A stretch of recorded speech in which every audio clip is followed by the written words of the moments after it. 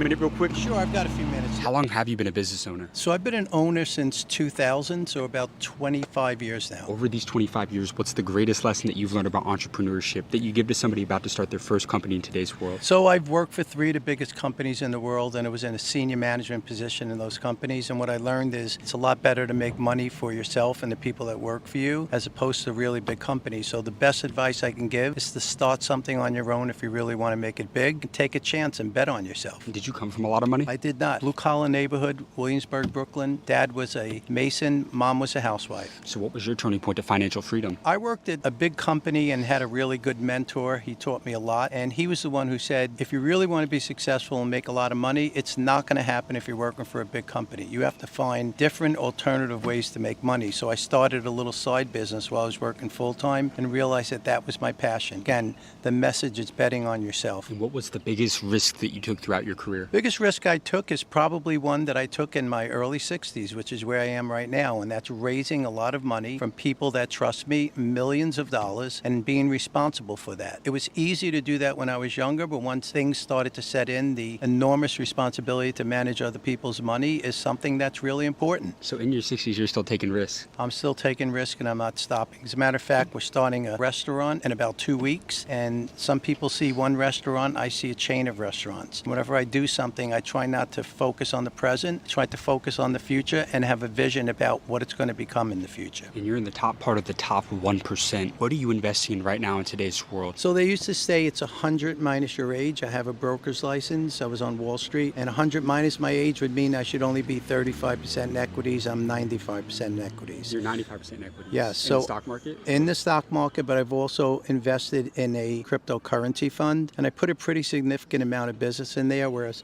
Bitcoin is 40% of the holding. So you like crypto? I like crypto. I'm starting to really understand it and starting to see that it's the next gen. Do you think people should buy some cryptocurrency? I do, but I think it should only be a percentage of their portfolio. So if someone has a modest risk profile, it should probably be 10 to 15% of their profile. It's 25% of my profile. And what was the best financial decision you made throughout your career? Becoming an entrepreneur, no question, no question. Have you done it any other way?